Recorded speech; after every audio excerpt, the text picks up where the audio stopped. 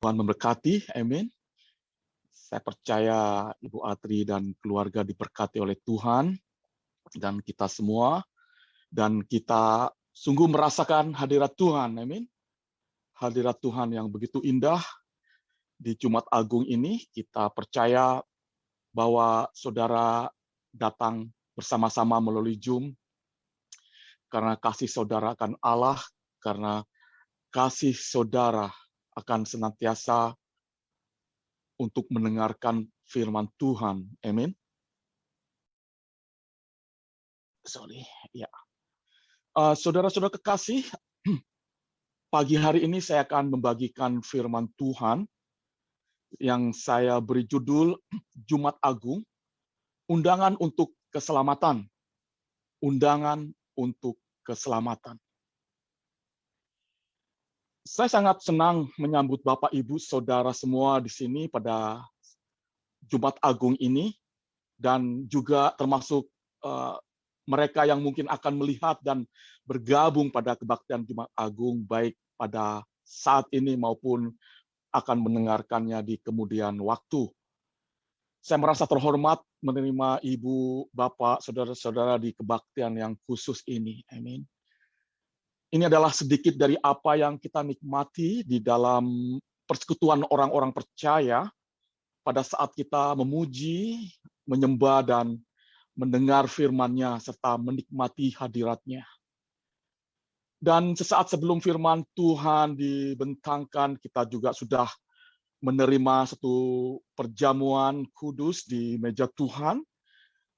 Saya percaya ini akan menambahkan suatu kekuatan baru, suatu atmosfer spiritual baru di dalam kehidupan kita pada saat kita baru saja menyelesaikan di dalam ibadah perjamuan kudus, sakramen perjamuan kudus. Saya sangat senang karena bisa juga bersekutu dengan saudara-saudara semua saat ini, walaupun hanya melalui Zoom. Walaupun begitu, saya percaya bahwa Bapak, Ibu, Saudara tidak merasa berbeda disambut oleh hadirat Allah seperti pada waktu kita melakukannya di dalam ibadah di gereja. Saya sangat senang Bapak, Ibu, Saudara ada di sini. Hal terbaik tentang gereja di Indonesia of Kuwait ini adalah orang-orang yang merupakan gereja, dan gereja bukanlah sebuah bangunan, melainkan orang-orang. Itu orang-orang yang mencintai Tuhan Yesus Kristus dan berusaha untuk menghormatinya dan mentaatinya, dan tentunya menyebarkan kabar baik, menyebarkan Injil Kristus. Jadi saya percaya Allah menyambut kita semua di dalam kebaktian Jumat Agung ini. Amin. Pagi hari ini tentu saya tidak akan membagikan kembali mengenai kesengsaraan Yesus mulai pada waktu pagi dini hari sampai detik kematiannya, karena kita juga sudah melihat di dalam klip video yang saya percaya tidak hanya kita saja yang mendengar, melihat, tetapi seluruh umat Kristiani yang ada di alam jagat raya ini. Itu akan merefleksikan kembali, akan mengingat kita kembali bagaimana Yesus, Sang Juru Selamat, mati bagi kita semua. Dan kita hidup di dalam kebenaran karena Juru Selamat yang sudah mati bagi kita semua. Saya percaya saya juga akan membaca di dalam Ibrani 4, di dalam Alkitab Perjanjian Baru, Ibrani 4 ayat 14 sampai ayat yang ke-16. Saya mungkin undang salah satu dari saudara-saudari untuk membantu saya untuk membacakannya. Ibrani 4 ayat 14 sampai ayat yang ke-16, saya persilahkan. Mungkin ada Ibrani dari 4 ayat 14 sampai 16. Ya, betul. Karena kita sekarang mempunyai imam besar agung yang telah melintasi semua langit, yaitu Yesus, Anak Allah, baiklah kita teguh berpegang pada pengakuan iman kita, sebab imam besar yang kita punya bukanlah imam besar yang tidak dapat turut merasakan kelemahan-kelemahan kita. Sebaliknya, sama dengan kita, ia telah dicobai, hanya tidak berbuat dosa. Sebab itu, marilah kita dengan penuh keberanian menghampiri tahta kasih karunia, supaya kita menerima rahmat dan menemukan kasih karunia untuk mendapat pertolongan kita pada waktunya. Amin. Terima kasih Bapak Suwito. Diberkatilah kita semua yang membacakan firman Tuhan dan yang terutama melakukan firman itu di dalam kehidupan kita sehari-hari. Mari kita berdoa untuk firman Tuhan. Bapa di dalam surga, terima kasih untuk waktu yang indah ini. Kami sungguh merasakan hadirat-Mu, kami sungguh merasakan kasih-Mu yang begitu dalam di dalam kehidupan kami, Tuhan. Bapa di dalam surga, sebentar lagi juga kami anak-anak-Mu akan mendengarkan sebagian dari firman-Mu. Hamba berdoa, kami berdoa untuk hamba-Mu sendiri yang akan menyampaikan kebenaran firman-Mu. Biarlah Engkau sendiri yang berbicara melalui hati dan mulut dan kebenaran hamba-Mu ini, Tuhan.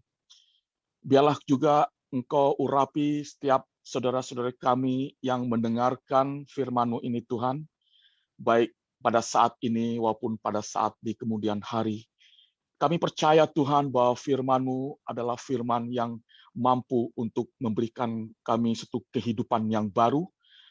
Iman firman-Mu sanggup untuk memberikan suatu kehidupan kekekalan di tengah-tengah dunia yang sungguh tidak kekal ini, Bapa. Bapa, terima kasih. Kami berdoa, urapi setiap telinga yang mendengar, urapi setiap pikiran yang senantiasa berfokus akan Engkau. Pakai hamba-Mu ini, dan biarlah Engkau sendiri dipermuliakan di tengah-tengah jemaat-Mu, Tuhan. Di dalam nama Yesus kami berdoa dan mengucap syukur. Amin. Amin. Terima kasih. Bapak, Ibu, Saudara yang dikasih Tuhan, di Ibrani 4 ayat 14-16 ini, saya percaya terdapat suatu kebenaran firman Tuhan yang luar biasa, terutama pada saat kita merenungkan pengorbanan Yesus Kristus di kayu salib yang menjadi dasar acuan iman dan kepercayaan kita kepada Sang Juru Selamat. Dan sekaligus menjadi tujuan utama kitab suci, baik di dalam perjanjian lama, terutama juga di dalam perjanjian baru, yaitu keselamatan umat manusia melalui Sang Juru Selamat, yaitu Yesus Kristus. Untuk itu saya ingin Bapak, Ibu, Saudara melihat kembali ada 3 ayat terakhir di dalam pasal 4 ini, di dalam Ibrani ini. Mungkin akan saya bacakan kembali di sini. Ibrani 4 ayat 14-16, karena kita sekarang mempunyai imam besar agung yang telah melintasi semua langit, yaitu Yesus anak Allah. Baiklah kita teguh berpegang pada pengakuan iman kita. Sebab imam besar yang kita punya bukanlah imam besar yang tidak dapat turut merasakan kelemahan-kelemahan kita. Sebaliknya, sama dengan kita, ia telah dicobai, hanya tidak berbuat dosa. Sebab itu marilah kita dengan penuh keberanian menghampiri tahta kasih karunia, supaya kita menerima rahmat dan menemukan kasih karunia untuk mendapat pertolongan kita pada waktunya. Bapak, Ibu, Saudara yang dikasih Tuhan, di ayat 14 terakhir ini, ada 2 hal yang sangat penting yang perlu kita ingat. Yang pertama dikatakan, baiklah kita teguh pada pengakuan iman kita. Saya ulang, baiklah kita teguh pada pengakuan iman kita.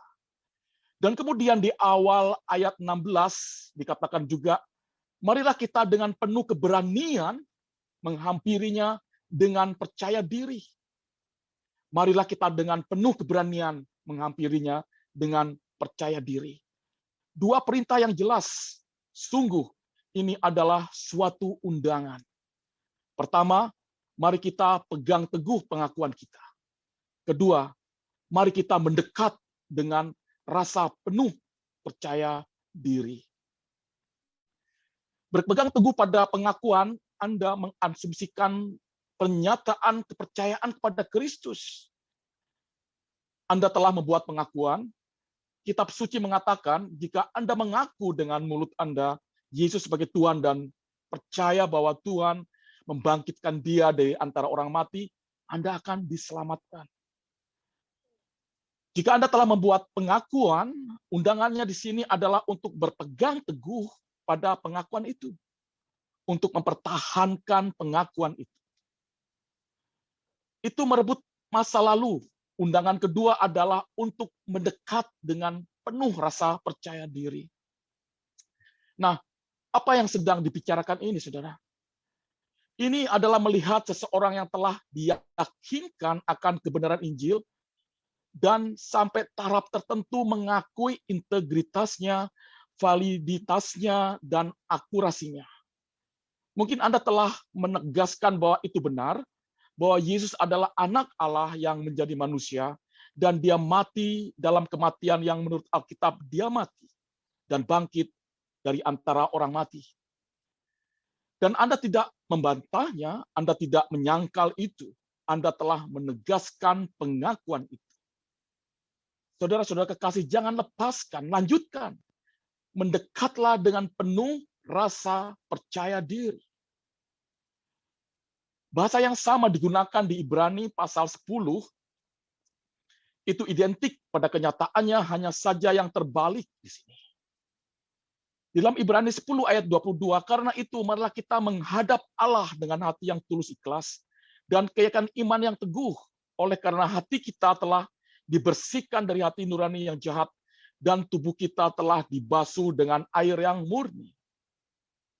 Menghadap berarti datang mendekat, di dalam keyakinan penuh. Dan kemudian dalam ayat 23, dalam Ibrani 10 ayat 23, marilah kita teguh berpegang pada pengakuan tentang pengharapan kita. Sebab Ia yang menjanjikannya setia. Marilah kita berpegang teguh pada pengakuan tanpa ragu-ragu. Ini menjadi pola dalam kitab Ibrani, instruksi dan peringatan semacam ini. Juga dalam Ibrani 10 ayat 38, tetapi orangku yang benar akan hidup oleh iman. Apabila ia mengundurkan diri, maka aku tidak berkenan kepadanya. Tetapi kita bukan dari mereka yang mundur di dalam iman dan menuju suatu kehancuran, tetapi dari mereka yang memiliki iman untuk memelihara jiwa. Itu adalah hal yang sama. Itulah sebenarnya isi Alkitab Ibrani. Saudara-saudara kekasih, di dalam pasal-pasal, pasal 2, pasal 3, pasal 4, pasal 6, sampai pasal yang ke-10 di kitab Ibrani, banyak kata-kata yang disebutkan seperti ini. Datanglah sepenuhnya kepada Kristus. Datanglah sepenuhnya kepada Kristus. Datanglah sepenuhnya kepada Kristus. Jangan berhenti. Lakukan itu terus. Datanglah sepenuhnya kepada Kristus. Saudara-saudara kekasih, ada 3 alasan mengapa Anda berpegang pada pengakuan Anda dan datang sepenuhnya kepada Kristus. 3 alasan. Mengapa? Dan itu kita lihat di dalam Ibrani 4 ayat yang ke-14. Ibrani pasal 4 ayat 14 yang sudah juga kita baca bersama-sama. Karena kita sekarang punya imam besar agung yang telah melintasi semua langit, yaitu Yesus, anak Allah. Baiklah kita teguh berpegang pada pengakuan iman kita. Itu adalah alasan yang sama mengapa kita harus mendekat dengan keyakinan. Karena apa, saudara? Karena Dia yang disebut yang satu, imam besar agung. Mengapa? Kenapa kita harus datang mendekat? Mengapa berpegang teguh pada pengakuan itu dan mendekat sepenuhnya? Karena apa, saudara? Karena Yesus anak Allah. Dia adalah alasan untuk berpegang teguh. Dia adalah alasan untuk mendekat. Tidak ada yang setara dengannya, tidak ada yang sebanding dengannya. Dia tidak memiliki persaingan. tidak ada tandingannya. Di seluruh kitab Ibrani dirancang untuk menggambarkan suatu keunggulan absolut mengenai Yesus, anak Allah. Saudara-saudara kekasih, sepanjang kitab Ibrani ini kita diberitahu bahwa Yesus lebih baik dari para nabi. Dia lebih baik dari para pemimpin-pemimpin di dalam perjanjian lama. Dia lebih baik dari para imam, dia lebih baik dari para malaikat, dia lebih baik dari semua orang. Dia tidak memiliki paralel, dia tidak ada bandingannya. Dan tidak ada yang bisa memberikan dan menawarkan apa yang dia tawarkan. Dia menawarkan kepada kita pengorbanan yang lebih baik, perjanjian yang lebih baik, dengan janji yang lebih baik. Itu adalah kitab Ibrani.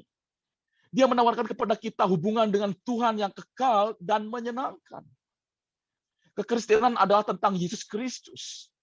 Kekristenan bukanlah etika, kekristenan bukanlah moral. Kekristenan bukanlah kebajikan, kekristenan adalah Kristus.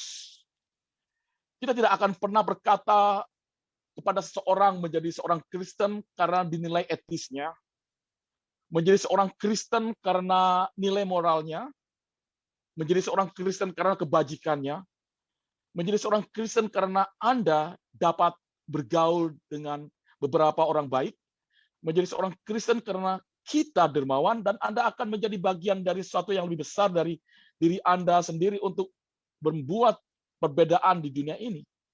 Hanya ada satu alasan untuk menjadi seorang Kristen, dan itu adalah untuk memeluk Yesus Kristus. Saudara-saudara kekasih, banyak agama dapat menawarkan perbaikan etika, peningkatan moral, kebajikan amal, tetapi hanya Yesus Kristus yang menawarkan keselamatan. Tidak ada orang lain yang melakukannya. Yohanes 14 ayat 6 sangat familiar untuk kita semua. Akulah jalan, kebenaran, dan hidup, katanya. Tidak ada yang datang kepada Bapa selain aku. Jadi penulis Ibrani berkata kepada kita, mendekatlah, datang mendekat, jangan mundur. Jangan lepaskan pengakuan yang Anda buat. Datang mendekat kepada Kristus karena hanya Dia yang menawarkan keselamatan. Tidak ada keselamatan di tempat lain. Orang berdosa membutuhkan penyelamat. Amin. Orang berdosa membutuhkan mediator. Orang-orang berdosa membutuhkan seorang imam yang benar-benar dapat membawa mereka kepada Tuhan. Seorang pendamai yang dapat bergabung dengan manusia berdosa dan Tuhan yang suci dan menyatukan mereka. Hanya ada satu mediator antara Tuhan dan manusia, dan itu adalah Yesus Kristus. Yesus adalah satu-satunya perantara, dia adalah mediator yang tak tertandingi. Dia adalah satu-satunya pendamai karena dia adalah imam yang sempurna. Dia adalah imam yang sempurna, saudara. Di ayat 14, kita memiliki seorang imam besar yang agung, seorang imam yang agung, seorang imam yang hebat, tak tertandingi, superior, sempurna, tanpa celah, melalui semua imam lainnya. Melampaui semua imam lainnya. Dan ada puluhan ribu imam dalam Yudaisme di perjanjian lama, ada banyak sekali imam tinggi, tetapi hanya ada satu imam besar yang agung. Apa yang membedakannya, saudara? Mohon diperhatikan dalam ayat 14 di sini, seorang imam besar agung yang telah melintasi surga. Itu benar-benar salah satu pernyataan terpenting yang dibuat di dalam kitab Ibrani. Setiap imam dalam perekonomian Israel mengalami sesuatu, mereka melewati serangkaian area setiap imam. Semua imam duniawi melewati penghalang tertentu, melalui tirai tertentu, apakah itu di tabernakel atau sinagog, ataupun yang dibangun kapanpun di dalam sejarah Israel. Mereka melewati daerah-daerah tertentu untuk akhirnya tiba di hadapan Tuhan. Kehadiran simbolis Tuhan di dalam tempat yang maha kudus. Jadi semua imam tinggi duniawi yang pergi ke tempat maha kudus masuk hanya setahun sekali dan harus memercikan darah dan segera pergi. Jadi mereka masuk ke dalam tempat tabernakel yang dibuat oleh manusia di bumi ini. Mereka masuk ke tempat yang maha kudus di tabernakel itu atau di bait suci yang dibangun oleh manusia yang merupakan simbol kehadirat Tuhan. Saudara-saudara kekasih, tapi para imam besar duniawi tidak pernah melampaui bait suci duniawi. Mereka melewati 3 area. Mereka mulai di pengadilan tempat pengorbanan dilakukan, kemudian mereka pergi ke tempat suci, dan kemudian mereka pergi ke tempat maha kudus. Jadi ada 3 penghalang, 3 area. Imam besar tidak bisa pergi ke tempat maha kudus sampai dia mempersembahkan korban untuk dosa-dosanya sendiri, yang berbicara tentang alasan mengapa dia harus keluar dari hadirat Tuhan secepat dia masuk ke sana. Setelah mereka memercikan darah, dia segera pergi. Tidak ada kursi atau tahta, tidak ada bangku, tidak ada tempat untuk duduk. Tapi imam besar agung, dia tidak melewati tirai yang ada di tenda. Dia tidak melewati tirai di dalam gedung. Dia melewati surga dalam bentuk jamak. Surga pertama, surga atmosfer. Surga kedua, surga bintang. Surga ketiga, tempat tinggal abadi Tuhan. Saudara-saudara kasih, dan Tuhan kita Yesus Kristus, imam besar agung, pergi ke luar angkasa melampaui langit yang luar biasa ke dalam kediaman Allah yang kekal. Mempersembahkan darahnya sendiri yang dicurahkan di kayu salib untuk ditaburkan di atas tahta belas kasihan surgawi. Menurut Ibrani 12 ayat 24, dan dia kemudian melakukan apa yang tidak pernah dilakukan oleh imam.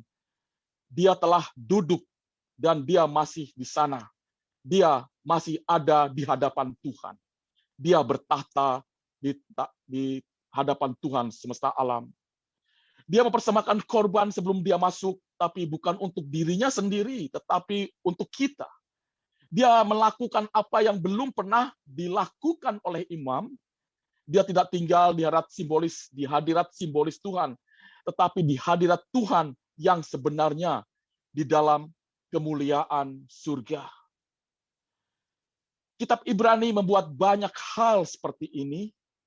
Kalau kita lihat dalam Ibrani 1 ayat 3, ia adalah cahaya kemuliaan Allah dan gambar wujud Allah, dan menopang segala yang ada dengan firman-Nya yang penuh kekuasaan. Dan setelah ia selesai mengadakan perjanjian penyucian dosa, ia duduk di sebelah kanan yang maha besar di tempat yang tinggi. Dalam Ibrani 7 ayat yang ke-25, karena itu ia sanggup juga menyelamatkan dengan sempurna semua orang yang oleh dia datang kepada Allah. Sebab ia hidup senantiasa untuk menjadi pengantara mereka.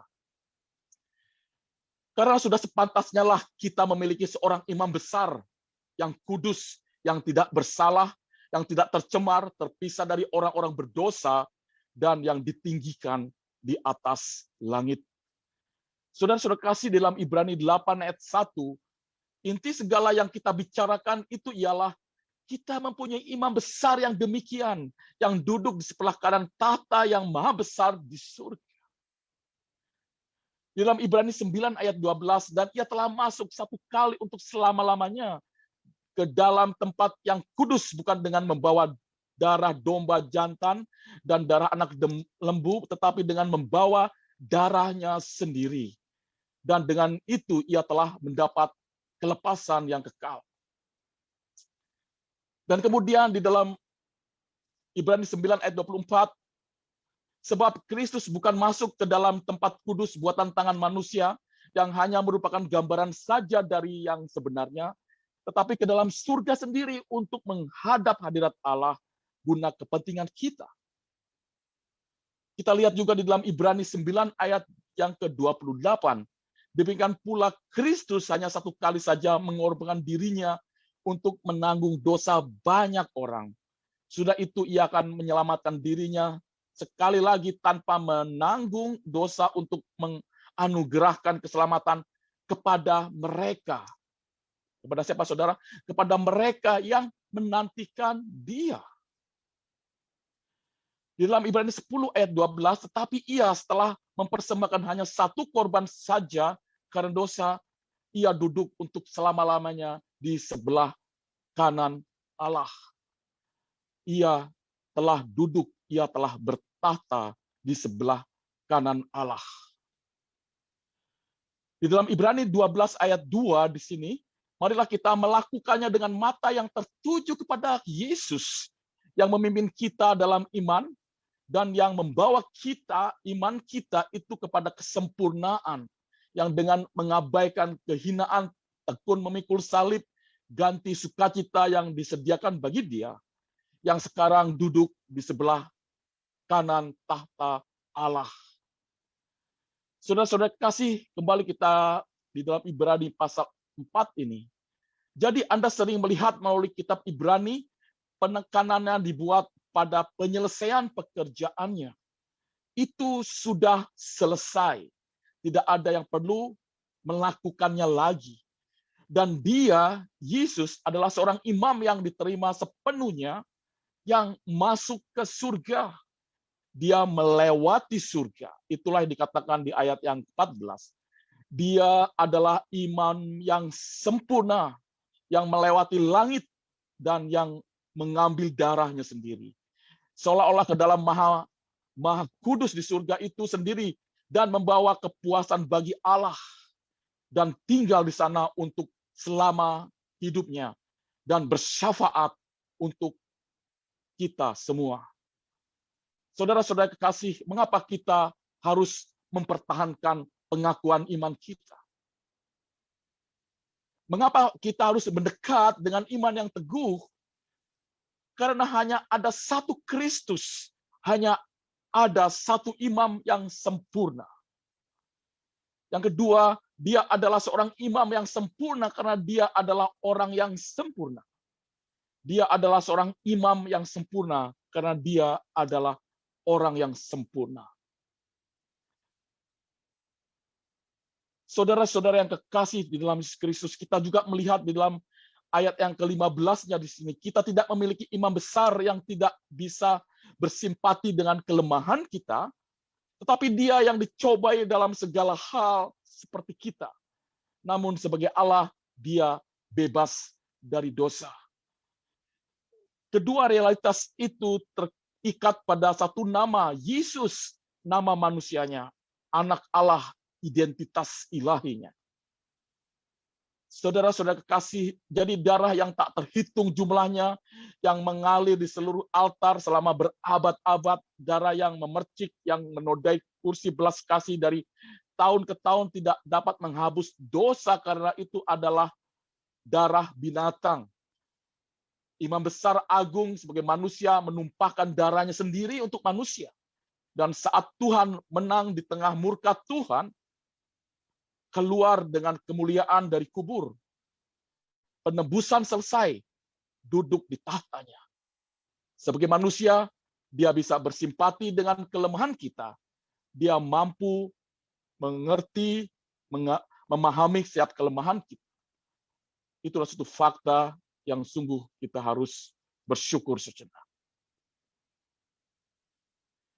Dia datang ke dunia ini sebagai manusia dan dia menderita semua penderitaan manusia kecuali dosa.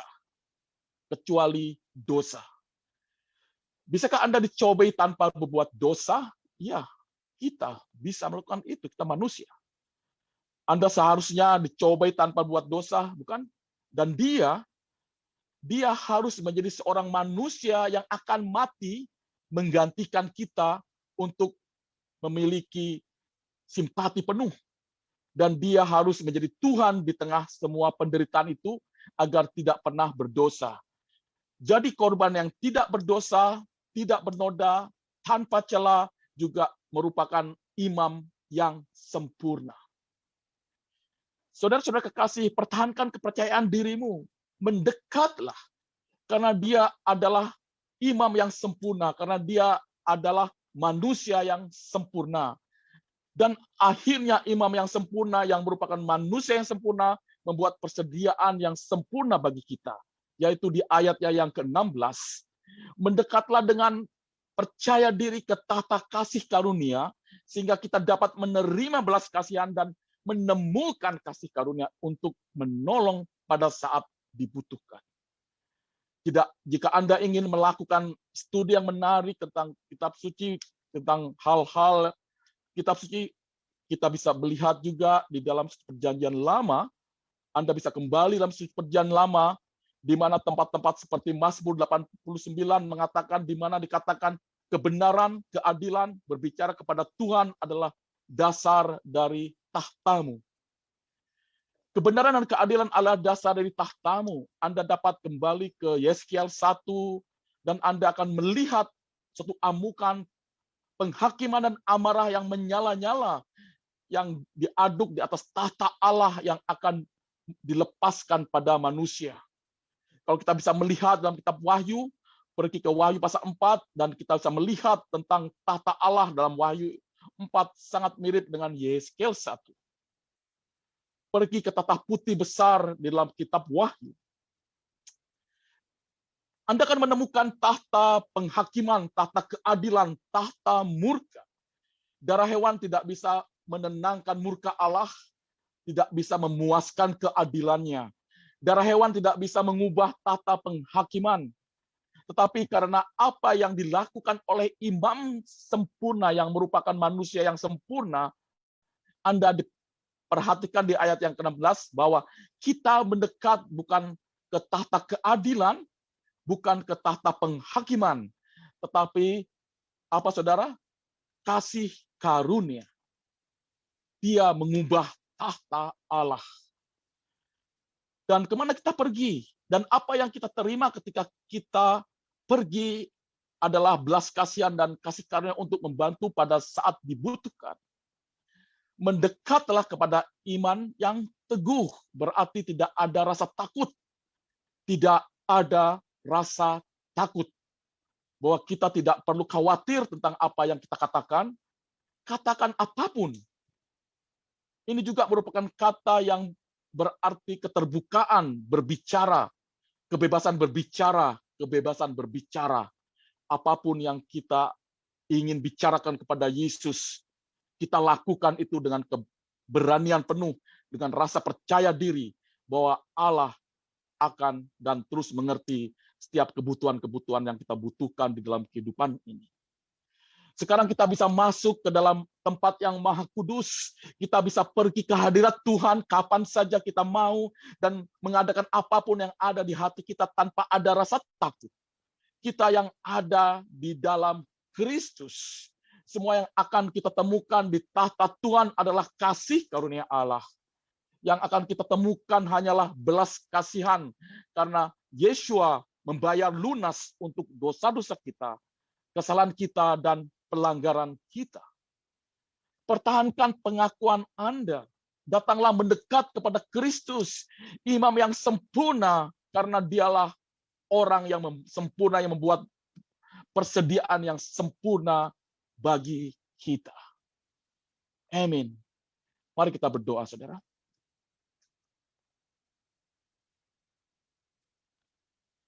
Bapa di dalam surga, kami anak-anak-Mu datang ke hadirat-Mu saat ini, merenungkan kembali tentang salib dan tentang apa yang telah Engkau berikan dalam pengorbanan putra-Mu.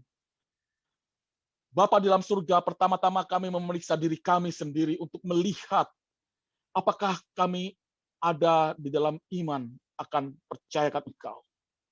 Apakah kami berada di tengah jalan atau apakah kami telah datang dengan semua cara sepenuhnya merangkul Kristus sebagai Tuhan dan Juru Selamat. Kami berdoa bagi mereka yang mungkin tergoda untuk kembali, untuk menjauh dari-Mu ke kehancuran. Bawalah semuanya mereka kepada Putra-Mu, Yesus Putra Allah. Kami berterima kasih atas pekerjaan besar di kayu salib. Kami semua berterima kasih bahwa Dia, Yesus, melewati surga ke tempat tinggal yang kekal, telah mempersembahkan darahnya sebagai korban yang layak. Dia diterima, dia diagungkan, dia bertahta, dan dia duduk di sebelah kanan Allah, keagungan di tempat yang tinggi selama-lamanya, selama-lamanya diagungkan dan dihormati. Pengorbanan terakhir yang terus yang ia lakukan. Bapa di dalam surga, hamba berdoa untuk semua yang ada di sini agar tidak meninggalkan satu ketentuan rekonsiliasi denganmu melalui satu perantara, Tuhan Yesus Kristus. Bagi kita yang percaya, semoga hati kita disegarkan di dalam kehidupan hari ini. Terima kasih Tuhan. Di dalam nama Yesus Kristus, kami berdoa dan mengucap syukur. Amin. Amin. Dan berkati, saya kembalikan kepada Ibu Atri. Terima kasih Pastor Wawan untuk firman yang dibawakan hari ini. Kiranya setiap kita boleh memahami dan menghidupi firman. Kami berdoa Pastor Wawan dan keluarga terus diberkati Tuhan dan menjadi alat Tuhan dimanapun. Amin. Saudara, saatnya kita memberikan yang terbaik. Kita siapkan persembahan kita sambil kita angkat pujian bersama-sama. Saya ucapkan terima kasih kepada subscriber channel Jalan 96. Selamat merayakan Hari Natal.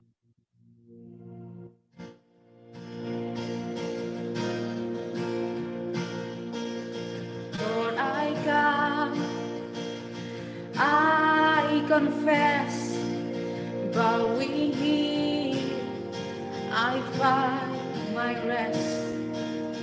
Without you, Lord, I fall apart. You're the one that guides my heart. Lord, I need you. Oh, I need you. Every hour I need you. My one defense, my righteousness. Oh God, how I need you.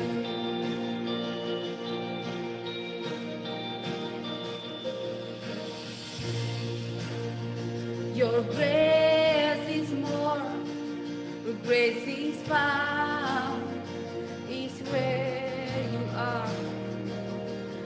you are, Lord. I am free, holy hand is Christ in me. Lord, I need you. Oh, I need you. Every hour I need you. My one defense, my righteousness. Oh God, how I need you. Teach my soul to rise to you. When temptation comes my way, when I cannot stand, I'll fall on you. Jesus, you're my hope and stay. Amen, hallelujah. Lord, I need you. Oh, I need you. Every hour I need you. My one defense, amen. My righteousness. Oh God, how I need you. Kami butuh Engkau Tuhan. Terima kasih Tuhan.